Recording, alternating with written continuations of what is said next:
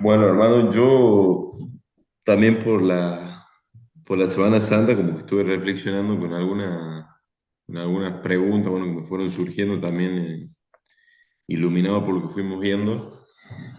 Y ante una afirmación que habíamos, o sea, que habíamos visto la semana anterior, de que Jesús como hombre necesita orar para descubrir lo que era su Abba y lo que quería de él, y después también de que Jesús llega hasta el final de la plenitud humana, siguió al pie de la letra el proyecto de hombre que Dios puso en lo hondo de su ser. A mí me surgía una pregunta como que hasta me costaba, pero decía, bueno, es necesario, obviamente. Si Jesús también va haciendo un proceso para descubrir que es Dios, entonces, ¿no? Porque por ahí yo por la catequesis o por ideas, uno dice, bueno, tiene ya de por claro que Jesús vino y sabía que era Dios, digamos, pero después nos olvidamos de que fue bebé, de que la Virgen le cambió los pañales, de que murió, de que... Entonces, como que me llevaba eso. ¿Fue descubriendo también que era Dios o como... Bien. Bueno, no sé si Jesús habrá descubierto alguna vez que era Dios, ¿no? Es probable que no. O sea, yo creo que, por supuesto que ha hecho proceso, ¿no? El Evangelio dice que Jesús iba creciendo en estatura, en inteligencia y en gracia, o sea, como expresando de que iba haciendo el proceso como cualquier ser humano. Y lo que Jesús, o al menos lo que quiere expresar, eh, como es Fray Marco, que yo comparto, ¿no? Y otros también, eh,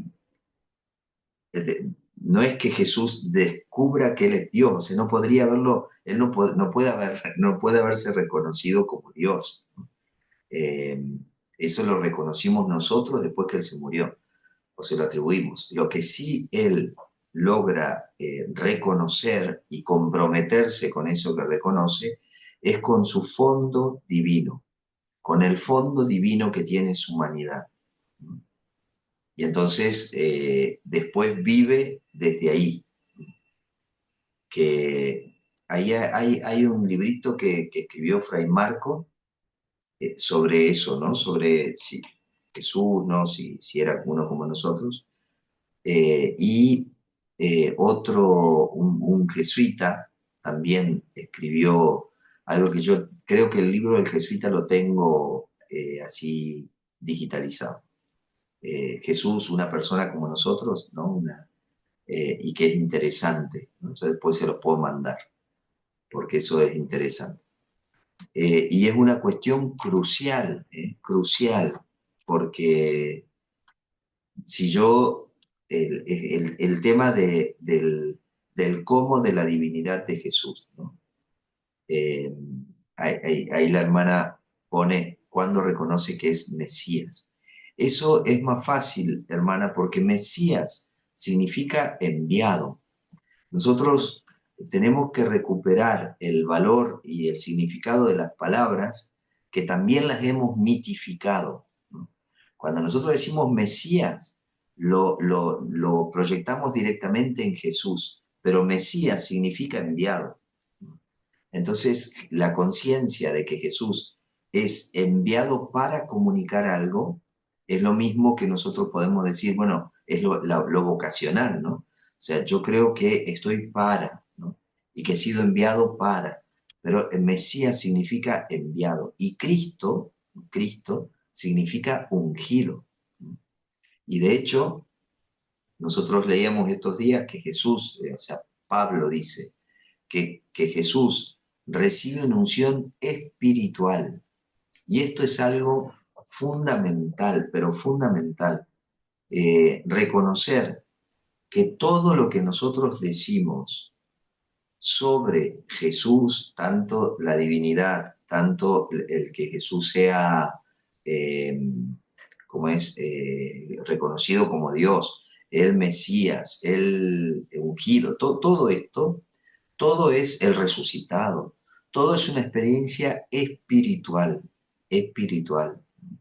Y eso intentan los discípulos dejarlo bastante claro. El problema es cuando nosotros confundimos y pretendemos que esto, que es una experiencia espiritual, sea material, porque nosotros tenemos inconscientemente una idea de que lo verdaderamente real es material. Si no se materializa, no es real. Pero eso es una cuestión mental, porque la mente es la que necesita objetos para poder creer, visualizar objetos.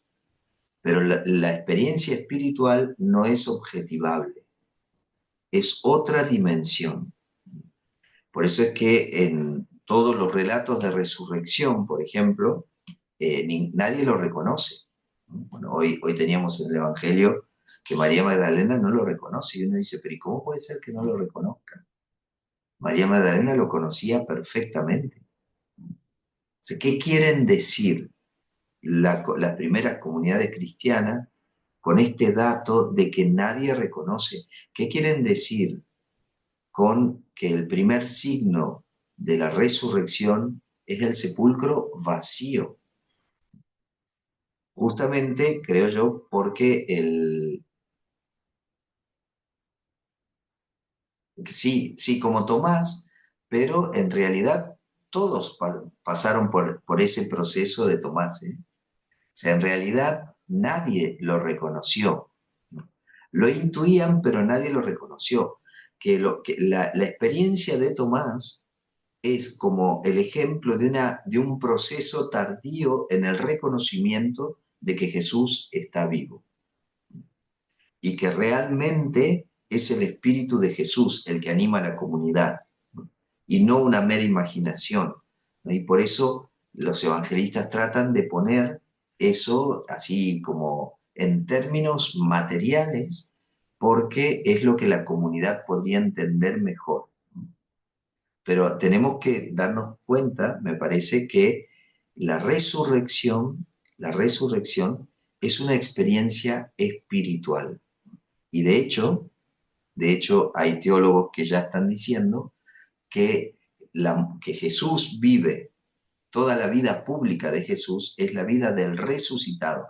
Ayer en la primera lectura que leíamos, ¿se acuerdan? De Pablo, decía, ustedes han resucitado en Cristo Jesús. Ya hemos resucitado. Lo que tenemos que hacer es vivir como resucitados. Hemos muerto con Cristo y hemos resucitado con Cristo, dice Pablo. Pero nosotros, al materializar la resurrección, la hemos tirado para después de la muerte física. Pero esto naturalmente no tiene mucho sentido en términos espirituales. Lo que suelen decir ahora, lo que dicen algunos teólogos en los que yo me apoyo y yo creo como ellos, que la experiencia que nosotros conocemos de la vida pública de Jesús, toda la enseñanza de Jesús es cómo vive un resucitado. Las bienaventuranzas es cómo vive un resucitado. Todo lo que dice Mateo en los capítulos del 5 al 7, toda la gran catequesis del monte, donde él dice, ustedes escucharon que se dijo esto, pero yo les digo esto otro. Esta mirada tan profunda, ¿no? Y de compromiso con la realidad. ¿Se acuerdan que Jesús, por ejemplo, dice, ustedes oyeron que se dijo, el que mata a su hermano merece ser condenado por él? Yo les digo que aquel que lo juzga, aquel que piensa mal del hermano, ya merece el juicio. O sea, es impresionante lo que Jesús está planteando. Es un proceso espiritual. Lo que Jesús plantea es cómo vive un resucitado. Es decir, aquel que murió al ego y que resucitó, que murió al hombre viejo y que resucitó como hombre nuevo. ¿Como pescado? Ah, come pescado. Ah, no, es que todo eso, personalmente creo que todo el lenguaje que se utiliza en los evangelios es un lenguaje material para que las comunidades puedan concebir de que la resurrección es verdaderamente real, no es algo fantasmagórico. Entonces utiliza para hablar esos términos. Pero o sea, están hablando, acuérdense que de una realidad espiritual solo se puede hablar simbólicamente. Cuando nosotros el lenguaje simbólico lo interpretamos en modo material, ahí creo que se nos confunde y terminamos malinterpretando después o malentendiendo y postergando cosas. La resurrección no es para después que muramos, porque Pablo dice que ya hemos resucitado. Por lo tanto, tenemos que hacernos cargo de la vida del resucitado. O sea, todo lo que Jesús dice en los evangelios lo dice para esta vida, pero para esta vida vivida por personas que han resucitado, que han ido muriendo al ego y que han resucitado. Es absolutamente real, es absolutamente real. No es material, pero es real. Lo espiritual, lo espiritual es más real que lo material. Lo que se expresa, lo que se manifiesta, ¿no? Físicamente, materialmente, es lo más superficial de la realidad, pero no es toda la realidad.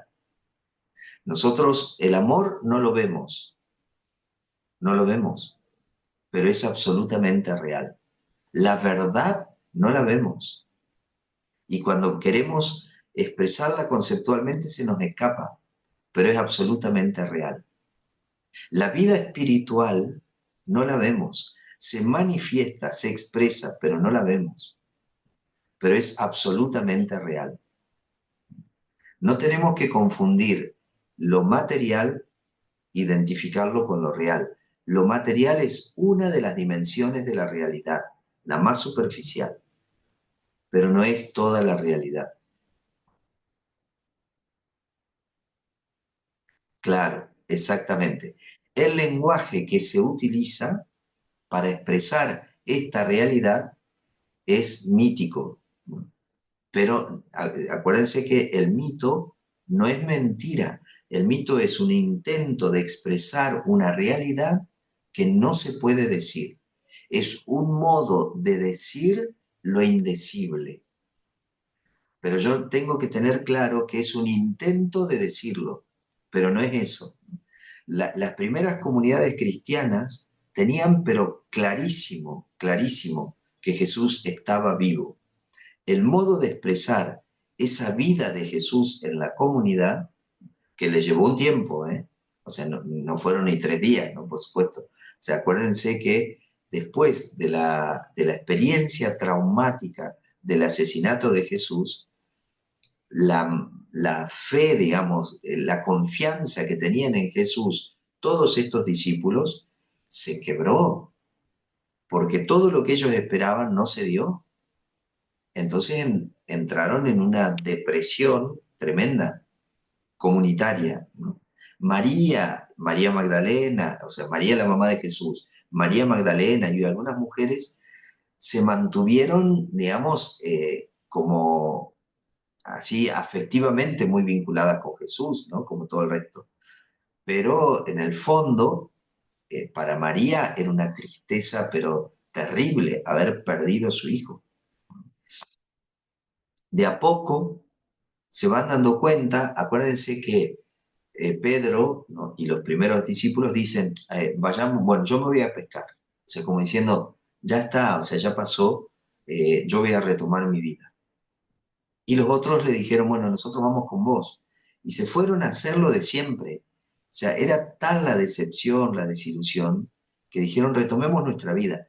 Pero cuando retoman su vida y empieza a pasar el tiempo, se van dando cuenta que todo lo que Jesús les dijo y les había expresado seguía con una fuerza dentro de ellos que no lo podían negar.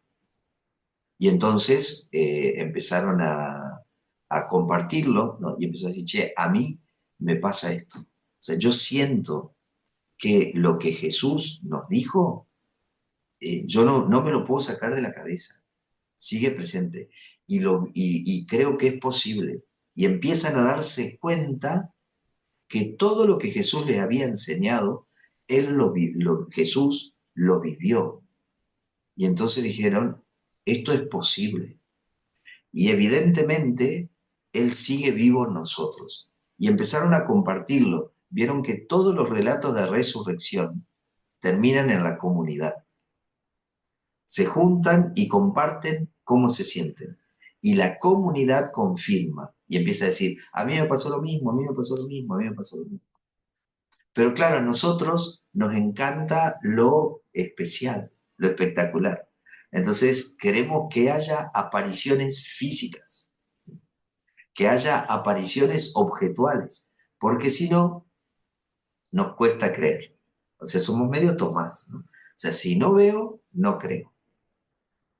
Y Jesús dice, o sea, pone, la comunidad de Juan pone en labios de Jesús, felices los que creen sin haber visto. Es decir, felices aquellos que pueden, que logran entrar en esta nueva dimensión espiritual. Felices, ¿no? Felices, porque realmente van a empezar a experimentar la plenitud de lo que son. Ahí voy a la última preguntita que se me escapó. Nuestras pérdidas entonces son una dimensión material. Exactamente, exactamente. De hecho, hasta biológicamente la muerte no existe. Mm.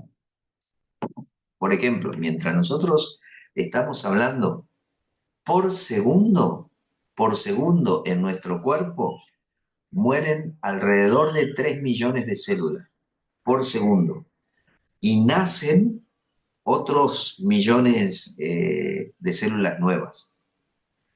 Van naciendo siempre un poquito menos de los 3 millones, ¿no? Por eso el envejecimiento, ¿no? Pero la realidad es que la muerte y la vida está impresa en nuestro cuerpo. Es una transformación constante. Nosotros, o sea, yo ya no soy el mismo que hace un segundo atrás, porque mi cuerpo se va transformando. Y eso es biológico. Ahora, en la biología está impresa la dinámica espiritual que nosotros no vemos. Si nosotros queremos crecer espiritualmente, este proceso de muerte y vida, tiene que ser constante y consciente. Seguramente todos ustedes y todas ustedes se recuerdan, si se ponen a pensar, a cosas que han ido muriendo y a lo que han ido renaciendo, ¿no? El otro día le decía a la gente acá, en el momento de la proclamación de la fe, le digo, vamos a tomarnos un momento de silencio para ser conscientes de momentos de muerte que hemos tenido, de momentos de impotencia, de incomprensión, de dolor, ¿no? De muerte, de oscuridad. Y después de ser conscientes de esos momentos, tratemos de ser conscientes de cómo salimos, qué pasó después de esos momentos. Y cada vez que nosotros hemos resurgido de una crisis, hemos salido mejor, hemos crecido en algo. Por eso Pablo dice, aunque el cuerpo se vaya deteriorando, el espíritu va creciendo y se va rejuveneciendo, porque el espíritu va buscando cada vez mayor plenitud. Entonces, lo que creo que es fundamental, muy importante, es darnos cuenta de estas dos dimensiones y no confundir que la dimensión material es la dimensión real. Aparte, aparte, los sentidos nos engañan tremendamente. Por ejemplo, ustedes ahora están viendo, ¿no? Me están viendo en la pantalla, y entonces pueden describirme y decir, bueno, Gustavo tiene una campera negra y tiene un busito gris y qué sé yo, y describir colores. Los colores son convencionales, o sea, a nosotros nos enseñaron que esto era negro, pero aparte, en realidad lo único que físicamente existe es energía. Y lo que nosotros vemos es el reflejo de la luz sobre la energía que irradia mi cuerpo, que la retina de los ojos, ¿no?, la absorbe y el cerebro lo elabora y entonces dice, tiene una campera negra. Ahora, en todo ese proceso ya partimos de una percepción que es errada, porque nuestra retina no puede captar la energía, pero sí puede captar el reflejo de la luz sobre la energía. Por lo tanto, desde el punto inicial de todo este proceso de percepción, ya venimos engañados. Pero creemos que es real, ¿no? O sea, nosotros creemos que la campera es negra, ¿no? En realidad es energía. Alguien creo que levantó la mano. A ver, o no. Si no, activen el micrófono y preguntan.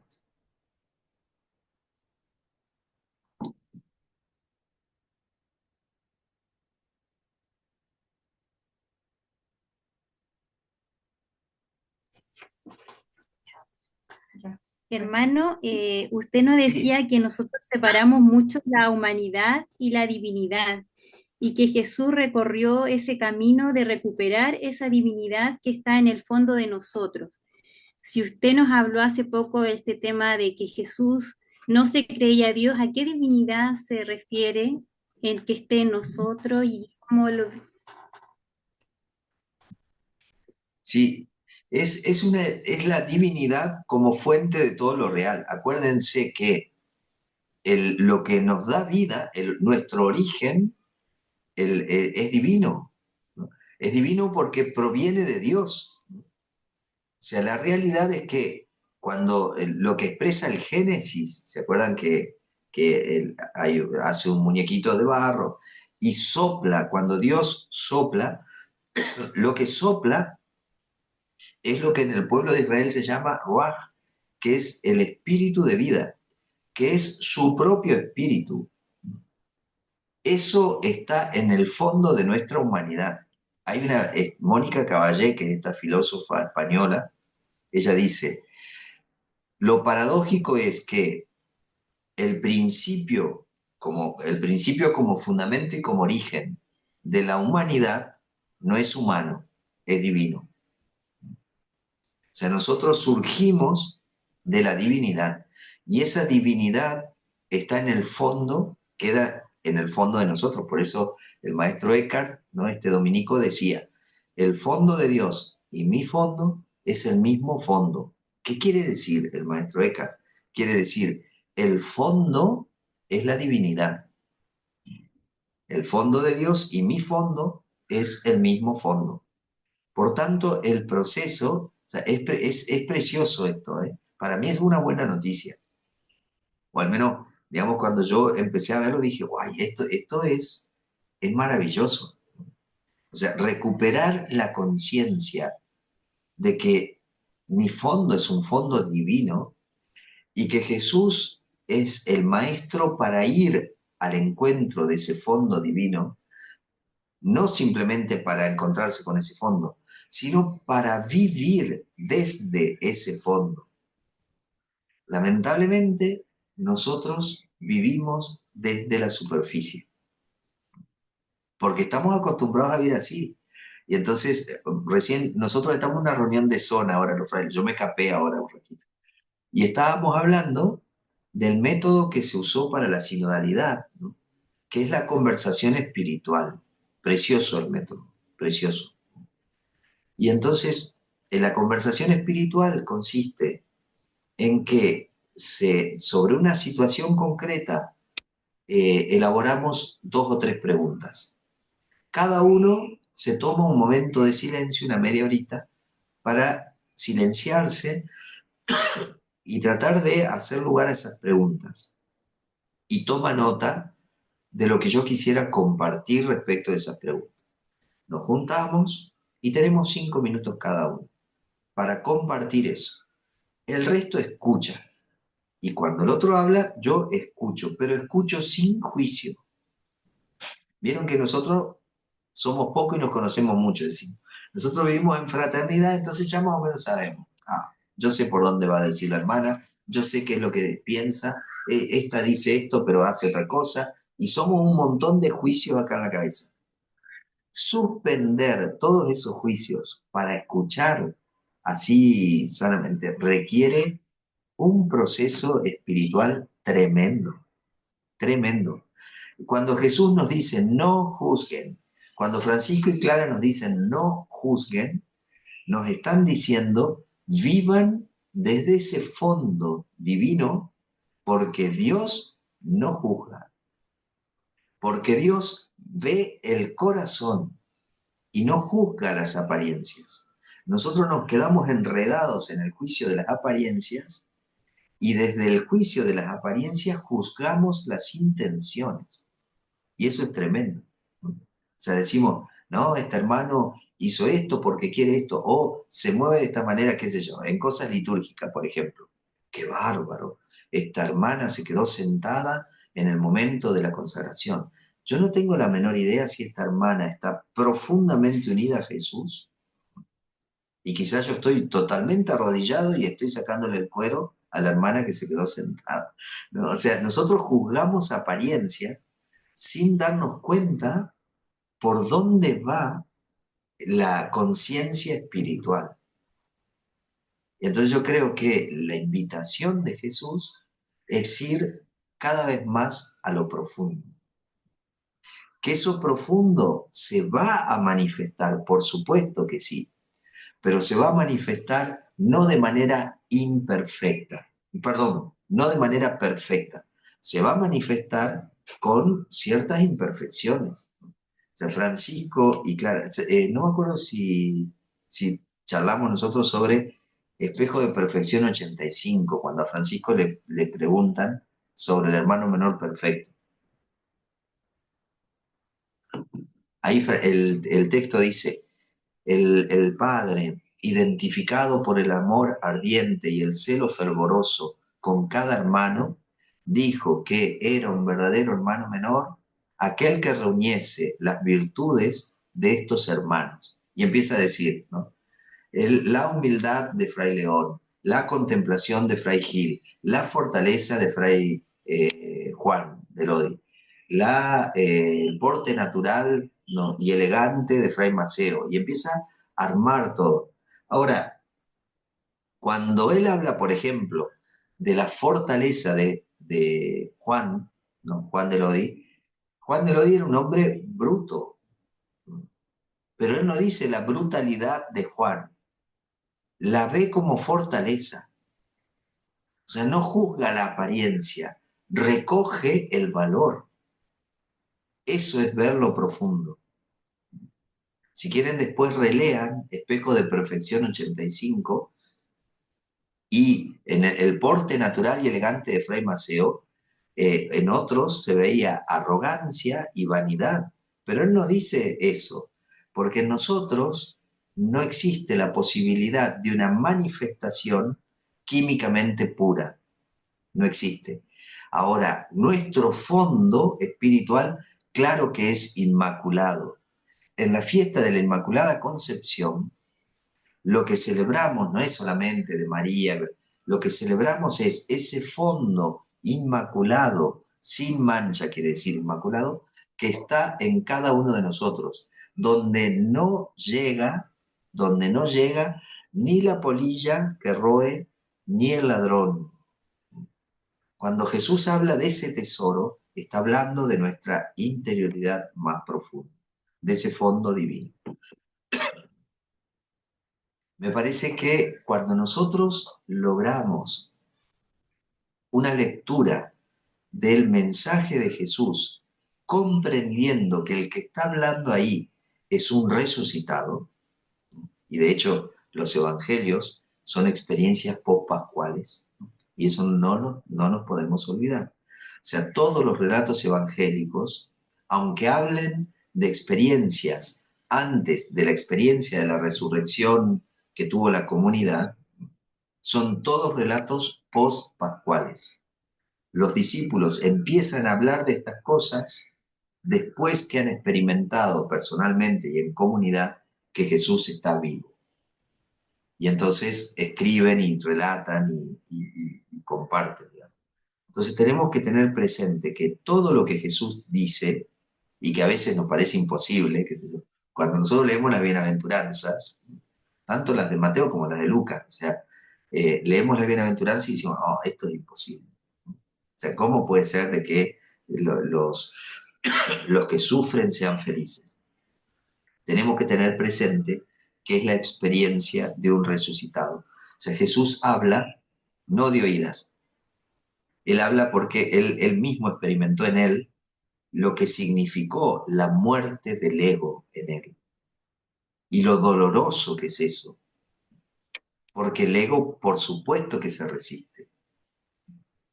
Y nosotros muchas veces, hay una imagen muy bonita de Pedro de Juan Olivi, creo. No, perdón, del maestro Eckhart, también del maestro Eckhart, que él dice que el alma del ser humano es como un pedazo de leña, ¿no?, cuando se mete al fuego, que primero cruje y se resiste al fuego, pero una vez que el fuego lo abraza, lo hace parte de él y ya deja de crujir. Pero es impresionante, o sea, cuando uno pone un palo en el fuego, uno ve eso. Y él dice, el maestro Eckhart dice, eso pasa con el alma, ¿no?, cuando se va purificando del ego, porque el ego se resiste a la purificación. Naturalmente que se resiste. Y nosotros experimentamos en carne propia esa resistencia. Si quieren hablar, intervenir y demás, activen el micrófono, ¿eh?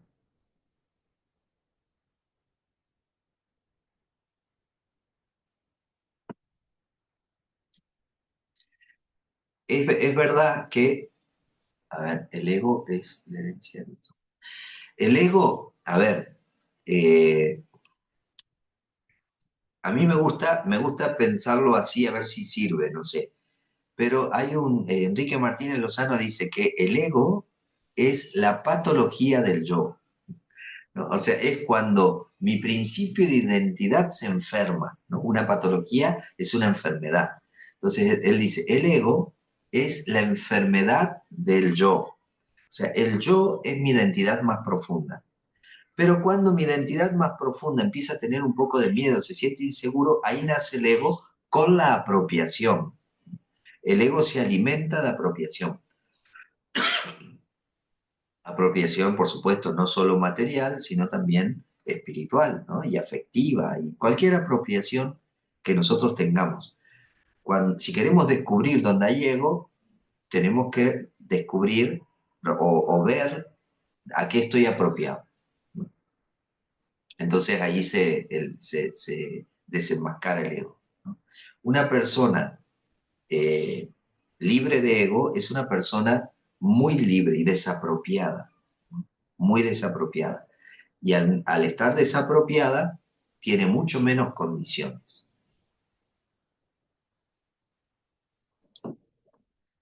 Mucha de nuestros condicionamientos sí, naturalmente vienen como herencia, que es importante que nosotros lo hagamos consciente, eso sí. Nos libera un montón. Yo suelo decir que el ego, bueno, en realidad Francisco lo decía de otra manera, ¿no? ¿Se acuerdan en la admonición 28, cuando él dice, la virtud ahuyenta el vicio?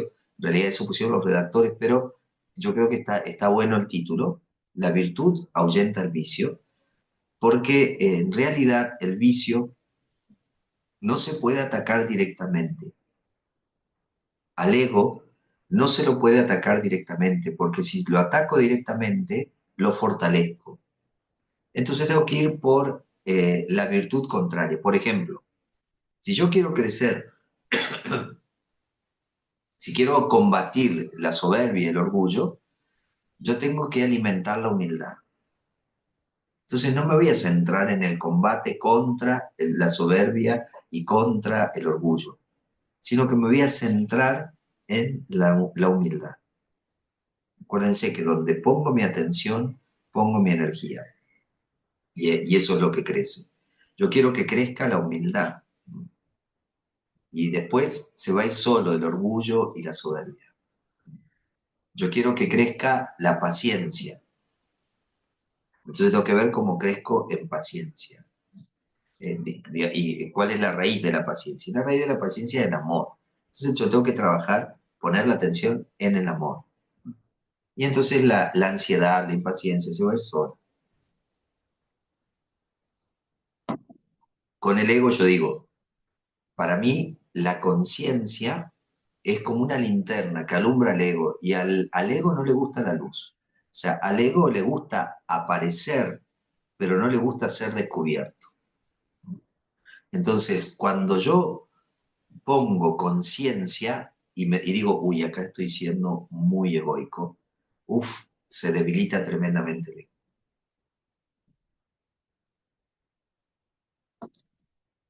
En cambio, la ignorancia del ego, o sea, el que yo no lo vea, le permite seguir creciendo, le permite estar en sus anchas, ¿no? Y entonces me hace hacer un montón de cosas.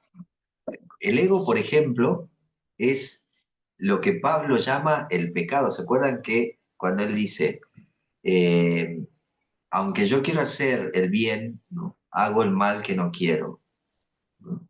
Y no hago el bien que quiero? Pero no soy yo, dice él, es el pecado que habita en mí. Ese es el ego. O sea, no soy yo el que hace eso, sino el pecado que habita en mí.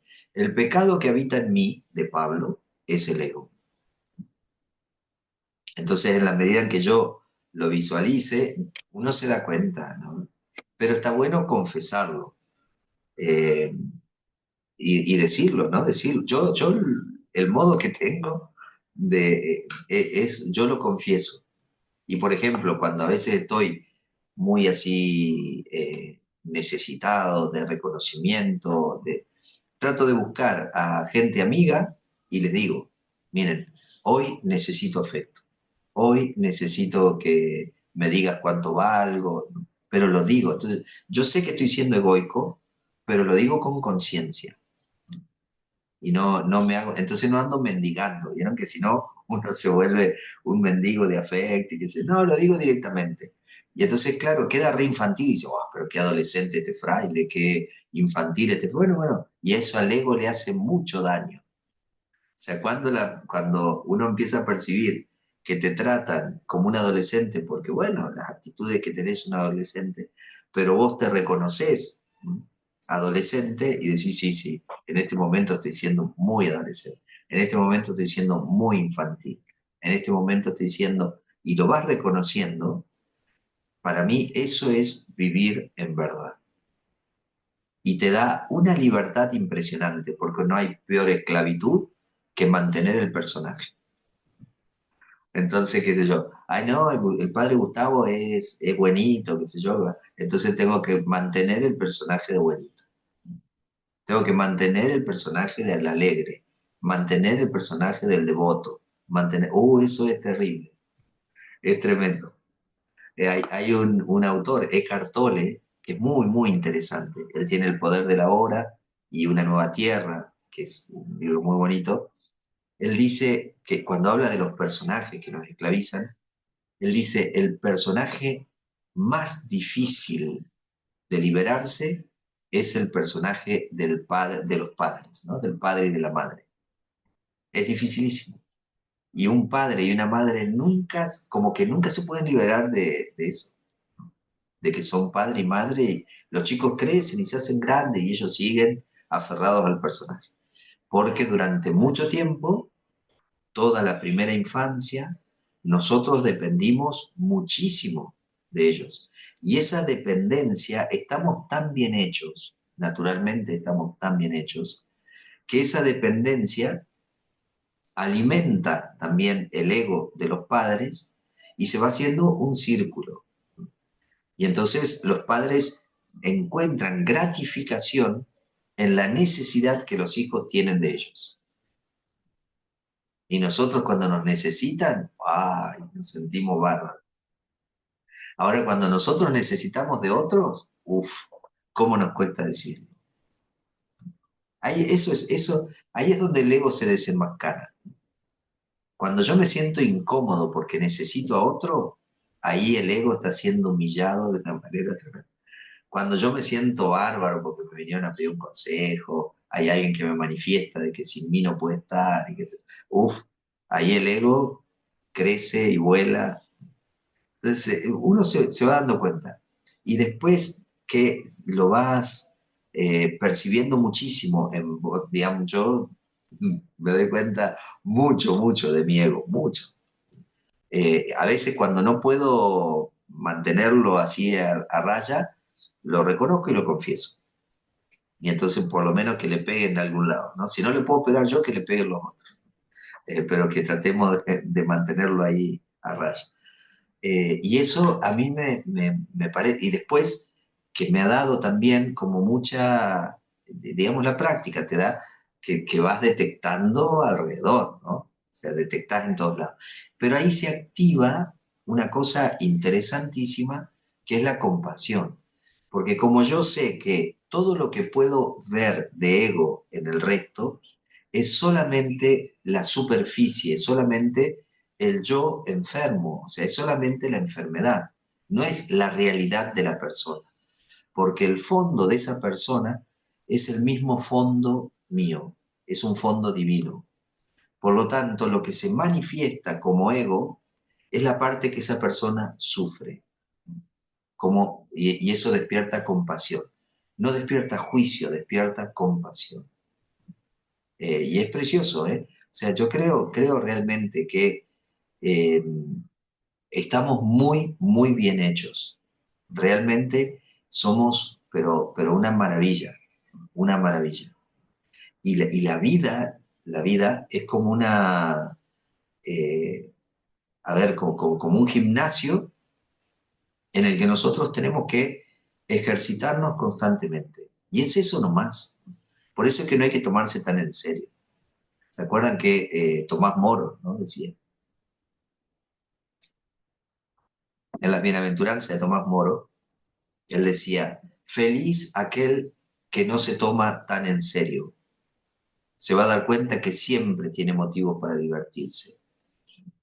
De uno mismo, ¿no? Para reírse de uno mismo. Porque es verdad, o sea, cuando nos tomamos muy en serio y cuando tomamos muy en serio la vida, se dramatiza todo. Y la realidad es que no hay nada, nada, absolutamente nada tan grave. O sea, no hay nada grave e imposible. ¿Se acuerdan en Sabiduría de un pobre? Cuando Clara le dice a Francisco que le pone el ejemplo, ¿no?, de si una hermana rompe un plato, le voy a decir que sea más cuidadosa. Pero si una hermana prende fuego el monasterio, no la voy a andar reprendiendo, o sea, tengo que estar más atenta a un montón de otras cosas porque la cosa es demasiado grande, o sea, no voy a andar reprendiendo. Se reprende de las cosas pequeñas que se pueden ir cambiando. Exactamente, sí. Yo creo que esto de Juan, ¿no?, que al final o al atardecer de la vida seremos juzgados en el amor, ¿no? Esto es real. Y seremos juzgados en el amor porque nosotros somos amor. Y somos amor incondicional. Ese fondo divino que hay en cada uno de nosotros es amor incondicional. Y por eso es que no se nos va a juzgar por algo que no seamos. Se nos va a juzgar por aquello que somos. Y a ver cómo pudimos desplegar esto. La parábola de los talentos es eso. Como somos amor, el juicio, pero que no es, nosotros tenemos juicio, vieron como que juicio es para que nos den, ¿no? Pero el juicio significa poner de manifiesto. Entonces, lo que se va a poner de manifiesto es el amor que somos. El juicio y el juicio de Jesús, que es el juicio de un resucitado, es de salvación siempre. ¿Se acuerdan que pusieron en labios de Jesús la comunidad recuerda que Jesús dijo que él no había sido enviado para juzgar el mundo, para condenar el mundo, sino para salvarlo. El juicio de Jesús siempre es un juicio de salvación. ¿Qué significa esto? Todo lo que Jesús dijo ya sobre nuestra vida son palabras de salvación, son palabras que nos ayudan a destrabar todo lo que hay en nosotros que no permite que ese amor incondicional se manifieste. Y ese es el juicio de Jesús. El juicio de Jesús es mostrar todas las piedras que hay en el camino para que nosotros tratemos de superarlas y que alcancemos la plenitud que Él alcanzó, que Él vio, ¿no? y que Él transmitió. Y es una plenitud que está presente en nosotros, que está en el fondo de nosotros y que se tiene que liberar. En eso hay una imagen muy bonita de Miguel Ángel, que Miguel Ángel concebía que la obra está siempre, ya está presente en la roca. Lo único que hay que hacer es sacar lo que sobra para que aparezca la obra. Pero no es que él está imponiendo una obra de arte, digamos, el David, digamos, ¿no? No es que Miguel Ángel puso en la piedra el David, no, sacó lo que sobraba y apareció el David. Bueno, la vida espiritual es eso, es ir sacando lo que sobra, no es poner cosas que no hay, no, es sacar lo que sobra para que pueda emerger, manifestarse con mayor libertad lo que ya está en nosotros. Eh, Exactamente, sí, que en realidad me parece a mí hay una sola vocación, que es la vocación a la plenitud. Ahora, el modo, la manera en que nosotros vamos realizando esa vocación, sí tiene características personales, porque somos, en eso, a ver, en la estructura somos todos distintos. En el fondo, en ese fondo divino, somos todos lo mismo. Somos todos lo mismo de maneras distintas. Entonces, como somos de maneras distintas, el modo en que vamos a realizar nuestra única vocación, que es a la plenitud, al amor, a la libertad, nuestra única vocación va a ser diferente porque cada uno de nosotros somos formas distintas. Y es una riqueza tremenda, ¿eh? Imagínense lo que sería una comunidad, no sé cómo sería esto, pero usemos la imaginación. Una comunidad totalmente consciente de ese fondo. Imagínense que nuestras fraternidades sean totalmente conscientes de ese fondo divino y que pensemos toda la vida de la fraternidad para ver cómo hacemos para que ese fondo divino que está en cada uno de nosotros y de nosotras se manifieste. ¿Cómo hacemos para ser cada vez más conscientes de ese fondo divino?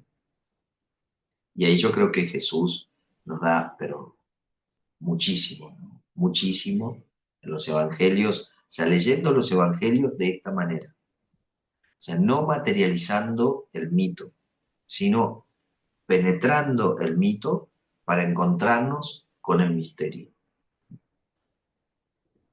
Y también es un ejercicio, es una práctica. Nosotros acá en el aquí ahora, digamos, en estos encuentros que tenemos con los laicos así formativos, la gente que ahora ya está en cuarto año me pidió si podíamos hacer prácticas de lectura simbólico, espiritual de la Sagrada Escritura. Entonces lo que hacemos es, yo 5 días antes del encuentro que tenemos con ellos, les paso el texto que por lo general es del domingo al que nos acercamos. Y entonces les digo, bueno, vayamos leyendo y rezando este texto durante la semana. y nos encontramos y compartimos qué es lo que pudimos ver en el texto, cómo nos sentimos, qué nos pareció, que yo les aporto si tengo algo de así de exégesis o algo les aporto lo que ellos no tienen así como de conocimiento, pero la realidad es que al espíritu de la palabra, al espíritu de la escritura, todos tenemos acceso. Y entonces es maravilloso cuando vamos reconociendo, digamos, ese espíritu juntos. Y de a poquito van entrando en, ah, claro. O sea, por ejemplo, las mujeres van al sepulcro y encontraron la piedra removida. ¿Qué piedra? La piedra que les impedía ver al resucitado. ¿Pero qué resucitado? Si adentro no había nada. Eso es todo simbólico. O sea, estas mujeres habían comenzado el proceso y se encuentran en el proceso que la piedra que les impedía ver fue removida. O sea, ya no estaba, la piedra ya no estaba ese obstáculo. Y se asoman y logran intuir lo que no ven. Logran intuir que Jesús está vivo, pero no lo vieron. Pero ellas ya estaban seguras. Eso es una lectura simbólica. Si yo lo leo materialmente, es como una película. Y yo me quedo con, qué bárbaro, la piedra ya estaba movida. Pero ¿qué importa eso? O sea, no importa la piedra material, lo que importa es lo que significa. Eso es lo importante. Y lo que significa es todo aquello que obstaculizaba la experiencia de encuentro con el que está vivo, se ha removido. Y no lo removí yo, fue removido. Yo creía que tenía que hacer un gran esfuerzo. ¿Se acuerdan que otro texto dice, las mujeres iban pensando quién les iba a mover la piedra porque era demasiado grande, pero encontraron que ya estaba removida? Significa, ah, no la tengo que remover yo. Yo tengo que hacer proceso y la piedra se va a remover sola. Eso es una lectura simbólico-espiritual de la Sagrada Escritura. Y eso tiene sentido hoy. Si no, lo leo como una anécdota de hace 2000 años. Y no nos sirve. O sea, sirve solo para alimentar una ilusión. Pero no sirve para que yo haga mi proceso espiritual. No sé si me explico. O sea, no sé si esto es como, porque para mí es natural, digamos, a mí me resulta a esta altura, digamos, ya muy natural, pero comprendo perfectamente la dificultad. O sea, no, porque yo no es que de un día para el otro también empecé a pensar así o a leer la escritura así, ¿no? No, es todo un proceso. Y uno va y viene, ¿no? O sea, uno avanza un poquito y dice, no puede ser así. Y después, pero me resulta evidente que es así. Entonces, bueno, creo así, ¿no? Y avanza un poquito más. Y después uno va y viene, va y viene. Y no hay ningún problema, ¿no? En ir y venir, no hay ningún problema. Lo importante para mí, ¿saben qué? Si se quiere, la piedra de toque, lo que... Uy, la hora que es. La piedra de toque para darme cuenta si estoy caminando bien, para mí es la bondad. Santa Teresa decía, si quiero saber si realmente estoy rezando bien, orando bien, tengo que ver mi crecimiento en la humildad y en la caridad. Ese es el sí. Si estoy amando cada vez más, si me siento cada vez más libre para amar, y si reconozco mis límites, mis fragilidades, mis oscuridades, que la humildad es eso, ¿no? Ese es el reconocimiento de toda esa dimensión. Bueno, miren, hoy teníamos que empezar con San Buenaventura, pero no vimos nada de San Buenaventura. Lo veremos Dios mediante el próximo martes. Empezaríamos con Buenaventura. que también, ¿no?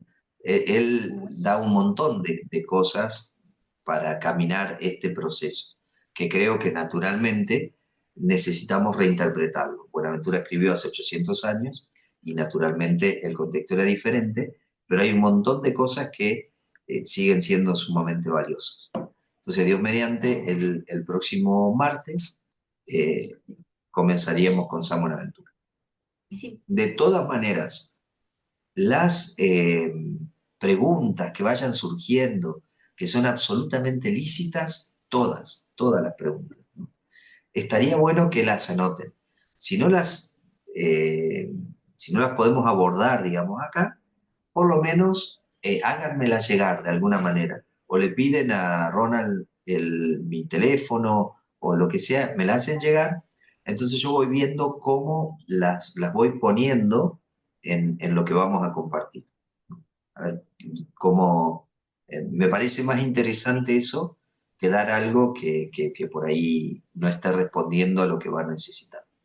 Entonces, si van surgiendo preguntas, traten de hacérmelas llegar y vemos cómo seguimos. Muy bien.